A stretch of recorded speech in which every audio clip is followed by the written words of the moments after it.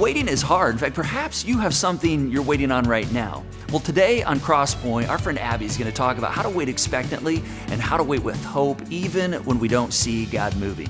So hey, I'm Kurt. We're glad you're joining us today. We're looking at stuff that Jesus made up. We're talking about some of his parables, which are stories that he made up to help us understand spiritual truths.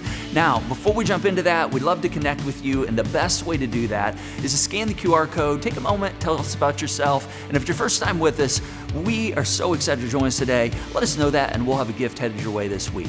Now, before we head back to the venue, we've got a couple ways that we'd like to share with you about how you can connect outside the weekend service when and if you're ready to do that. First of all, we have Carpool Cinema coming back right here to the Crosspoint campus beginning this next Friday, June 14th, for the drive-in movie Wonka. Not only is it free, but it's also a great opportunity to invite someone that maybe you've been looking to invite to our campus. So bring the family, bring the neighbors, even the dog. Invite your sports team, your office, bring your people, tailgate your heart out. You can bike over, skate over, you can even walk over and make a night of it. A lot opens at 8 p.m. and the movie starts at dusk. And if you can't make next weekend, we've got a good lineup throughout the summer with Top Gun Maverick and the movie Wish coming later this summer. All right, hey college students and young adults, did you know that Thursday nights are for young adults at Crosspoint? Actually, the early weekend service is for everybody, but following the early weekend service, every Thursday this summer is an after-party hangout for Crosspoint young adults. So whether you're home from school, maybe you're just looking for a new way to connect this summer, Thursday nights are for you. And I want to invite you to join us this upcoming Thursday, and then stick around in the garage at Crosspoint for the weekly young adult after party. And if you're interested in staying in the loop with all things Crosspoint young adults, let us know right here on the QR code. All right, last but not least, we got a really cool opportunity to do some good in our community by helping students go back to school in style this fall. Now, I know, if you are a student or if you're a teacher, last thing you want to talk about is going back to school. But this is a cool opportunity that we want to begin to prepare for because we've got a brand new partnership with one of our elementary schools. And this is an opportunity to help students have clothing and shoes that otherwise they wouldn't have as they return to school this fall. Now, participating is super easy. You can either stop by the Crosspoint Commons and pick up a shopping tag with individual school items on that, clothing items, shoes, and you can do shopping on your own. Or if you'd rather make a donation and let us do the shopping, just hit this QR code and make a donation and choose the designation Back to School in Style, and we'll do the shopping for you. Check it out today or anytime between now and July 14th. All right, we have a fantastic service today. We're looking at another story Jesus made up because you know what? He had these parables that he made up to bring his teachings to life. And so today we've got another one on how to wait and how to have hope even when we don't see God moving. So let's head to the venue and hear what Abby has to say. Hey, welcome again to Crosspoint. If we've not met, my name is Abby, and I am so thrilled to get to be with you this weekend. Whether you are here in the venue right now or if you're joining us online, let's make some noise for those who are on Crosspoint online, wherever you are, hopefully somewhere sunny and lovely. So excited that you are here. And as you've already heard, this weekend we're talking about the waiting. How sometimes the waiting can really be the hardest part. And so I wonder, as you think about your life, what is it that you are waiting for these days? When I was growing up, this was a really easy question for me to answer because in my family of origin, I was the youngest kid by a literal decade, 10 years. And so my brother and sister were always in this like totally different stage of life. They had these freedom and opportunities that as a kid, I just thought was so amazing. And so as they'd experienced these cool things, I'd ask my parents over and over again, when will I get to go to the movies with my friends by myself? Or when will I get to go to prom? When will I get my driver's license? Yeah, on and on. And every time the answer was the same. 10 more years. That sounds like a life sentence to a child. I don't know if you remember how long 10 years felt back then, but it was this torturous thing, and it's still this joke that comes up sometimes in my family because it was such a common experience. Although I have to say, there was a time where the tables kind of turned, and especially when my siblings were like these sleep-deprived new parents, and I'm like in high school, college, living my life, having a great time, all of a sudden 10 more years didn't seem like such a bad thing anymore. I don't know how you feel about waiting. Maybe you kind of like the anticipation of it. Maybe you're on the other end where I am, where you just really can't stand it. If you can avoid waiting at all, you will. Maybe you feel a little like this woman does.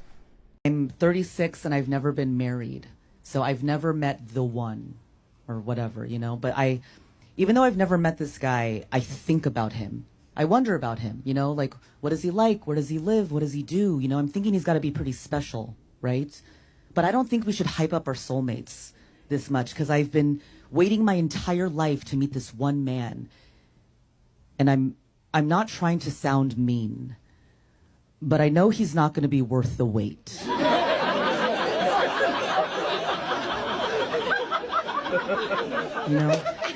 I'm sure he's a nice guy, you know what I mean? But it's just gonna be some guy named Greg in a graphic tee.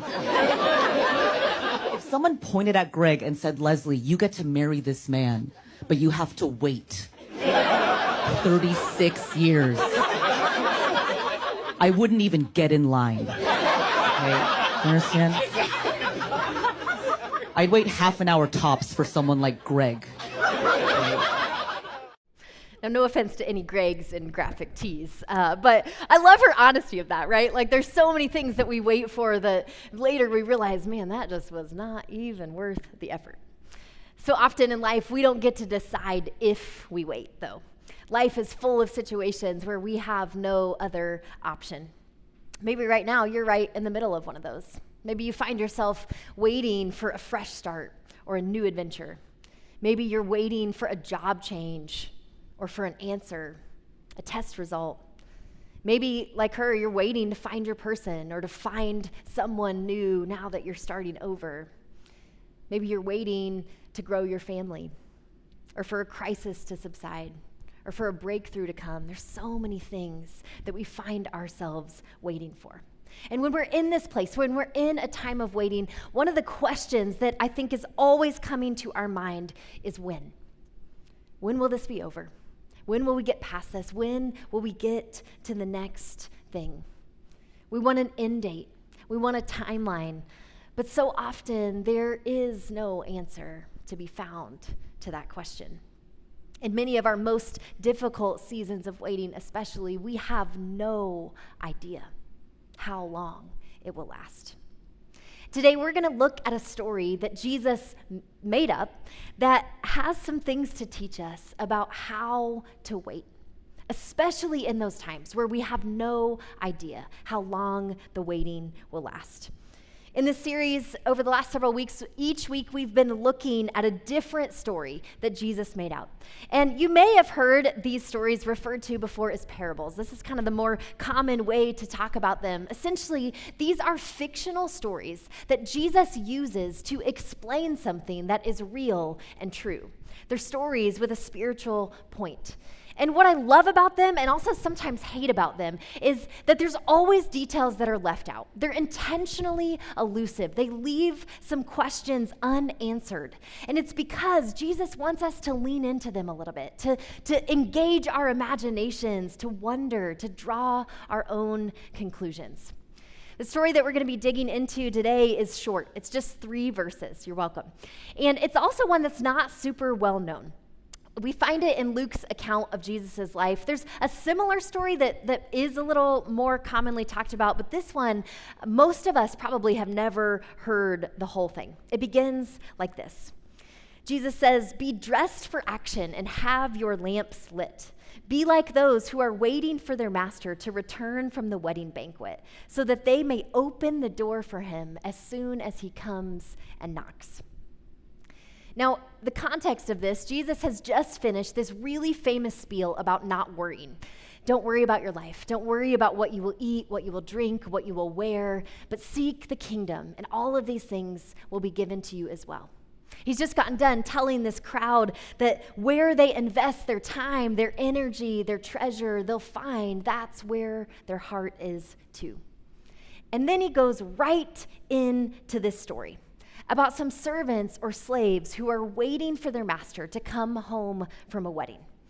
Now, as we look at how this story begins, to be dressed for action literally meant to have your waist belted, or all right, everyone, gird your loins. Literally, to gird your loins. I really hate that phrase, but for some reason I hate it less when Stanley Tucci says it, so we're doing some Devil Wears Prada this weekend. So here's what this is about. Back in that time, everyone, men and women both, wore these long, loose tunics, kind of like what I'm wearing right now. And typically, it was so hot there that you would leave it as loose as you could to keep as cool as possible. But when you needed to move quickly, when you needed to do something active, it would get in the way, right? And so you would add a belt or you would tie it up so that you could be ready to easily move around. And so Jesus is saying, this is what these servants in the story, this is what they needed to do. He's basically like, suit up, stay ready, get your boots on. I feel like there's a How I Met Your Mother fan in the room. Me too, love it. Similarly, the second instruction, oil lamps in that time were extremely difficult to light in the dark once the light had gone out. And so this was common, that a servant's job would be to stay awake and keep the lamps burning until the master of the home returned. Now, in this story specifically, these servants have no idea when their master is going to be coming home. See, a wedding celebration back then wasn't like now. It wasn't this one-night ordeal where the venue closes at midnight, and so you can guess that probably, unless they hit the bars, they're going to be home about after that. At that time, wedding celebrations lasted like up to 7 days. And so they literally had no clue when he was going to return. This would have been a multi-day and night ordeal of them being expected to stay ready. Remember, they're not going to get like an "I'm on my way" text, which my husband, I think, would have really thrived in this time because he still thinks that's not a thing that you can do. So thank God for Find My Friends. But nobody else is married to someone like that. So thank you. In this parable specifically, what Jesus is referring to is the end of time, when he will return, and he's telling his disciples to stay ready as they wait. And I'll be honest, my initial reaction to especially the beginning of this story is that it stressed me out. It feels a little like something that like the people on the bullhorns as you're going into the Indy 500 would be shouting at you. Like it's this threat. You never know when I'll return. Stay ready. It feels a little like Jesus' version of a teenager's parent telling them, you never know when I might check your phone. Teenagers in the room, you feel that, right? This story used to raise a lot of questions for me. Like, how do I know if I'm ready? How do I know if I'm doing enough? And actually, I think that Jesus meant for us to react to it this way at first.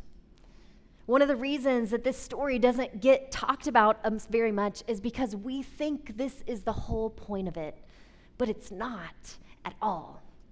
Another reason I think this story doesn't get a lot of airtime, especially in contexts like ours, is, let's be honest, it feels uncomfortable for us that Jesus is comparing God to a master and people to slaves. We don't love that, obviously.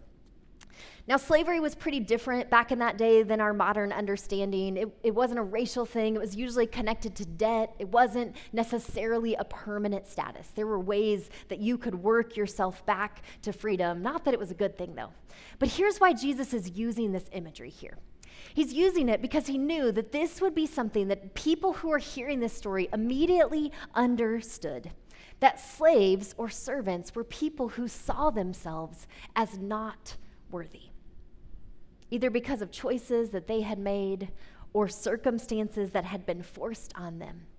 And so he's using this imagery to speak to the places in our lives where we feel unworthy, where we feel unseen, overlooked, out of control of our own lives, so that he can flip it all upside down with a surprising turn of events in the story. Let's keep going. Let's get toward that. In verse 37, Jesus says this: "Blessed are those slaves whom the master finds alert when he comes." Now, the surface way to read this verse is that people who are ready and waiting for Jesus to return will be rewarded with heaven. But that's actually only part of what's happening here. See, in the original language, this word blessed isn't referring to a future reality, but it's actually referring to a condition that already exists. So the meaning is not the servants who are awake and ready when their master returns, then the master will reward them. Instead, what Jesus is saying here is the ones who are eagerly expecting the arrival of God are already blessed, right here, right now. He's saying that when we live with expectancy, when we live on the lookout for God, what we will experience is goodness, both now and forever. Now, maybe as you think about this, you're like, yeah, there's not a lot about my life that feels very blessed. I'm having trouble connecting with this because, if I'm honest, where I feel is forgotten. I feel unseen. I feel worn out, low on hope. If that's where you are, here, I think the story is for you in ways that you can't even yet imagine. I think what Jesus is trying to make clear to us through this parable is this: on your darkest night, when it feels like God is far, you are at the forefront of God's mind. Jesus is promising us here to return, and not just someday at the end of time. This is a promise that he makes good on again and again and again if we stay awake, if we keep looking for him. And it gets even better. Look at how Jesus describes what happens when the master returns. He says, "Truly, I tell you, he, the master, will dress himself to serve. He will have them, his servants, his slaves, come and recline at the table, and he will come and wait on them." This was so shocking that the master, who these servants have been waiting to serve, actually turns the table and begins to serve them. There is literally no other parallel story to this that exists other than Jesus' own move to wash the feet of his disciples. We see no other examples of such a stunning reversal of roles. See, when God comes, this is what God does. He prioritizes being with us. He gets on our level. And what Jesus is suggesting here is that he even serves us. That's wild. Now, in this parable in particular, the fact that these servants are reclining at the table means that the master is about to serve them some food, which may cause you to ask the question, what food will he give them? Which is a very good question, because they would not have been expecting him to return home hungry. They knew he was at this wedding feast, and so likely there was no food that was prepared and ready to go for him. So what some scholars think, is that Jesus is suggesting the master actually brought the food home with him. That while he was away partying, while he was at the wedding, he remembered his servants, whom he loved. And he brought them a taste of the wedding feast, of where he had been. Can you imagine what they would have felt like as they realized what was happening, as they tasted this delicious food that he had brought just for them? It reminds me a little of a few weeks ago, my husband went out with some friends, and it was one of those nights where I just was having trouble falling asleep, and so I ended up waiting up for him. I don't normally do this, and he came in the door at, 1:30 a.m. and had a to-go box in his hand, and he said, "Do you want some Kilroy's breadsticks?" And oh my, if you've ever been offered a Kilroy's breadsticks, any time of day really, but especially in the wee hours of the morning, you know how exciting this unexpected gift was for me. If you've never had a Kilroy's breadstick, this is your next step for this week. You can mark it on your connection card. You're welcome. But as I enjoyed that breadstick, I was just so grateful for the gift that I didn't see coming. I imagine that's how these servants would have felt in this story. What Jesus is doing with this parable is he is painting a picture of how much God cares for us. He's trying to help us see what he has done for us.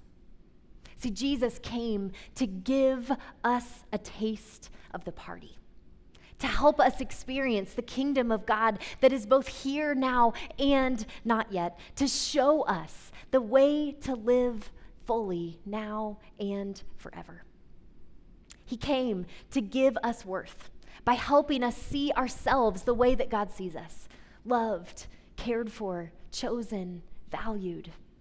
He came so that we could glimpse the heart of God that beats with self-emptying, sacrificial love for everyone. See, this is not a story that has any threat to it. It's not about fear or warning. It's a story to encourage, to remind us of the character of the God who is with us in the waiting, whose entire aim is to write a good story with your life. And so as you think about the places where you find yourself waiting and whatever delay you are experiencing, this is the God who will show up for you. I love also in this story, Jesus gives us some helpful things to do in the meantime. I think he gives us some examples of what to do while we wait. The first is to figure out what it looks like for us to wait with expectancy. See, just like the servants in this story, Jesus invites us to live every day with expectancy, to actively be on the lookout for the ways that God is at work in our lives and in the world. On every trip that I have ever led with students in my decade plus of student ministries, including the CSM group who's getting ready to head to Orlando, Florida for the International Youth Convention in just a couple of weeks, this is the first rule that I give them. Approach this week with expectancy, not expectations. Now, I didn't come up with this. I learned this from one of our favorite mentors around here, our friend Ann Smith, who, if you don't know Ann or have never heard her speak, she is a 98-year-old who is more full of life than perhaps anyone I've ever met, who's constantly learning and excited about the things that she's learning. And Ann often has talked about how most of us live in relationship to our expectations, how we are so consumed with the expectations that we have of ourselves, of life, of the people around us. And those expectations set us up to be disappointed. They steal our joy. And so she talks about what it looks like for us to make the shift from living with expectations to living with expectancy. How expectancy actually frees us to see each day as an adventure, to see good things as a bonus, to receive life as it actually is. Maybe for you, a next step this week is to figure out what it might look like for you to cultivate a spirit of expectancy, to stay awake. Perhaps you'll even begin by just making a list of ways that you are noticing God, noticing good around you. Another invitation that we see in this story is to become like God in the way that we show up for the people around us. Now, of course, none of us can do what God does, but we can follow this example to serve like the God who served us first. God who not only sees the people who the world calls unworthy, but actually leaves the party to come and be with us. There's this man named Father Gregory Boyle who lives this way in a way that's so inspiring to me. He's lived in this Boyle Heights neighborhood of Los Angeles, the gang capital of the world, literally, since 1984. And he was a part of starting this intervention program that now is known as Homeboy Industries. And here's essentially the vision behind what Homeboy Industries does. They build bridges by employing rival gang members to work alongside one another so that they can begin to not only get a foot in the door to find employment, to prepare for future employment, but also to have an opportunity to see the humanity in their enemies. When I first stumbled across Father Boyle's first book a few years ago, I was so moved as I was reading it. And not so much by the work that he does, although it is amazing. But what I found myself moved by even more was the way that he tells the stories of what he's experienced. It's these real, raw parables of transformation, including his own. And they're so reflective of the kind of God that Jesus describes in this parable that we've been looking at today.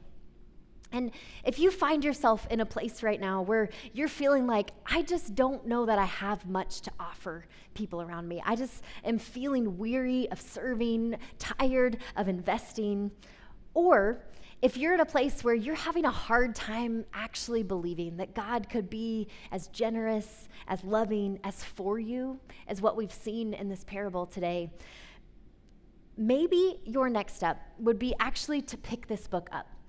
To add it to your summer reading list. You can order it on Amazon. You can pick it up at Connection Point by Sunday. They will be here. And I promise you, you will not regret it if you pick up and read this book. There is something so inspiring about it. I will give a disclaimer, there are some heavy themes in it. There's some stories that are difficult to read. There's also some colorful language, which if you've been around here for any length of time, that part probably won't bother you so much. But it's funny and it's hopeful. And my husband, who hates reading, actually, told me this week, he finished the book, which was amazing. And he was like, I still think about those stories almost once a week. And there's this one story that I want to tell you about in this book. It's about this boy named Pedro. And he was in rehab recently out of years of cocaine use. And he had just gotten the news about the tragic death of his little brother.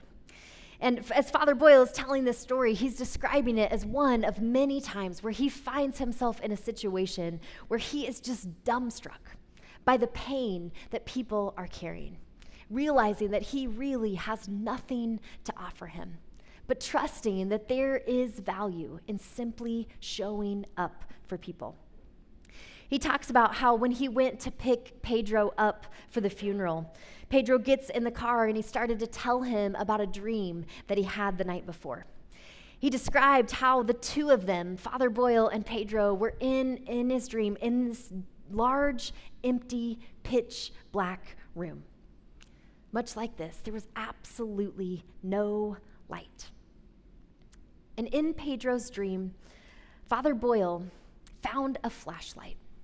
He took it out of his pocket, turned it on, and he shone it toward a light switch.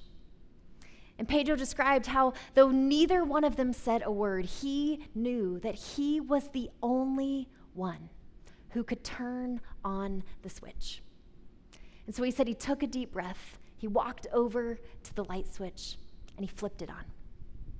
And the room was filled with light. By this point in recounting the dream, Pedro was sobbing. And he said, as if discovering it for the very first time, the light was better than the darkness.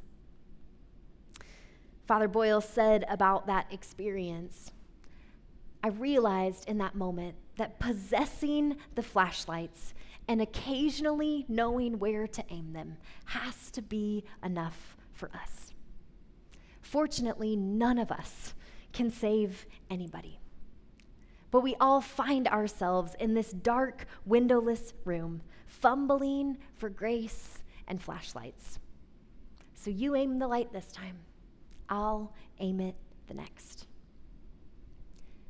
This is what it looks like to show up for people like God does in this parable. It's the reason that Crosspoint exists. It's the reason that we get so excited about people joining volunteer teams around here, because what we know, what we've experienced, is that when we show up, when we point our flashlights, when we shine a light, when we serve, when we offer what we have to share, the result is not only more light in other people's lives, it's more light in our lives too. Even, maybe especially, in our dark nights of waiting. You know, this is exactly what Jesus did too. As he began what he knew would be the last night before he was arrested, tried, crucified. On his darkest night, instead of focusing his energy on his own anguish, on his need, his attention was on helping his followers, helping us have places to turn in the midst of the waiting. On that night, he gathered his friends, this ragtag team. He gathered them around the table. And then he, their leader, their God, tied up his tunic. He stooped down and he served them. He washed their feet. And they resisted. They said, "No, you are our master. You shouldn't be doing this." But much like we see in this parable, he was setting an example. He was showing them, while you are waiting for me, do this. Wash other people's feet. Serve, shine a light, show up.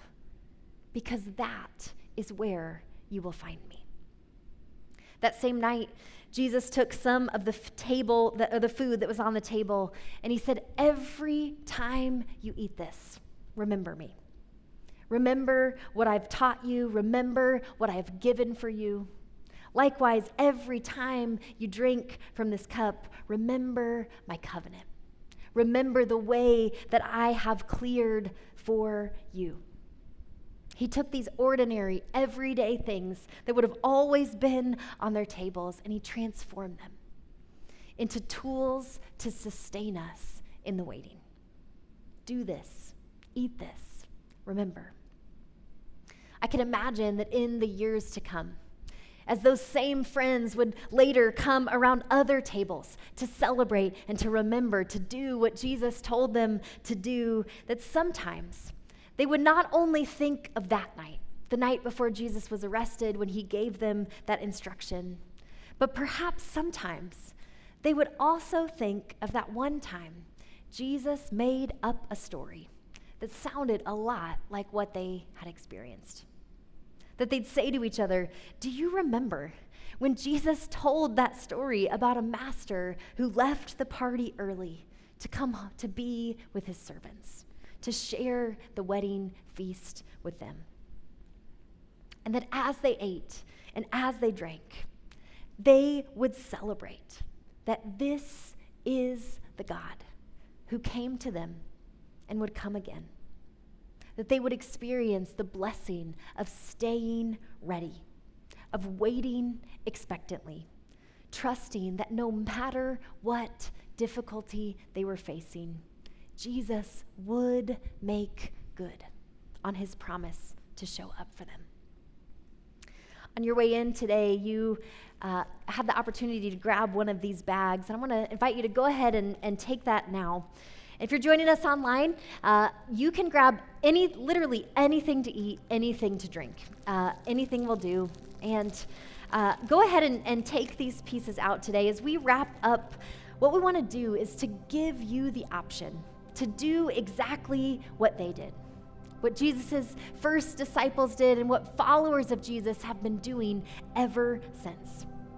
To eat and drink as an act of remembering and celebrating Jesus. as an act of asking Him to sustain you through whatever waiting you are in right now. This little Debbie cake, this ding dong or Twinkie or whatever it is that you found at the coffee shop or in your house, wherever you are, these are things that we use a lot around here to celebrate, and today is no different. And this is a reminder of that wedding feast, of the goodness that Jesus wants to bring into our lives through His presence. Similarly, this vial of juice reminds us of that wedding wine, which probably complemented that food a lot better than this juice is about to complement this little Debbie. But, we do our best. You get the idea, right? And together, these represent for us what Jesus has done for every one of us. How He left the party in heaven to be with us so that we might experience what it is to really live. And so as the band leads us in this last song, at your own pace, let's eat, let's drink, let's sing. And our prayer is that as you do, you might realize that God is actually right here among us, wherever you are, reaching out to you. Let's celebrate.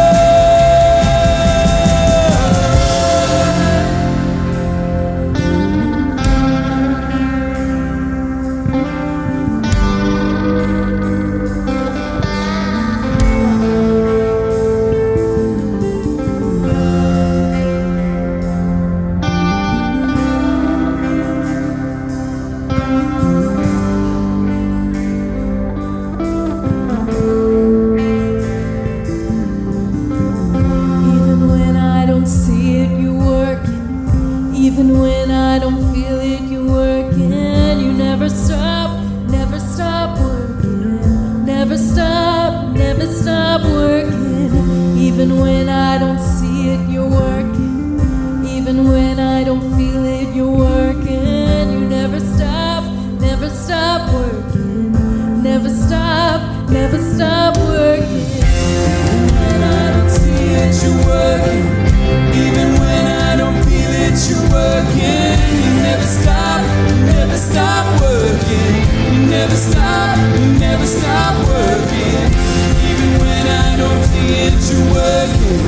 Even when I don't feel it, you're working. You never stop working. You never stop working. Waymaker, miracle worker, promise keeper, light in the darkness. My God, that is who you are. You are waymaker, miracle worker, promise keeper, light in the darkness. My God, that is who you are. You are waymaker, miracle worker, promise keeper, light in the darkness. My God, that is who you are. You are waymaker, miracle worker, promise keeper, light in the darkness. My God, that is who you are. That is who you are. That is who you are. That is who you are. That is who you are. That is who you are. That is who you are. That is who you are. That is who you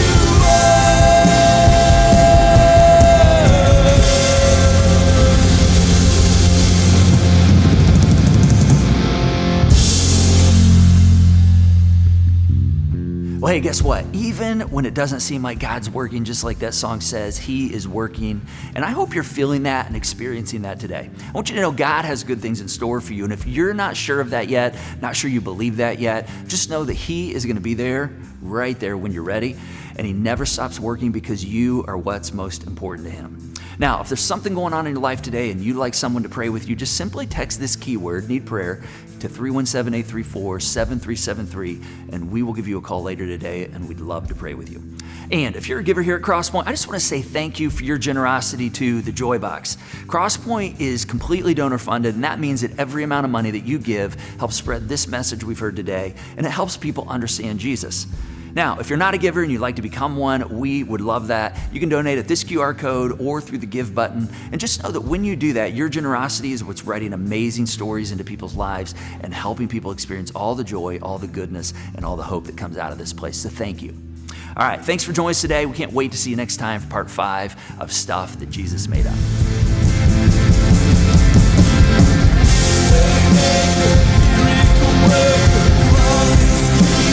light in the darkness. My God, that is who you are. You are waymaker, miracle worker, promise keeper.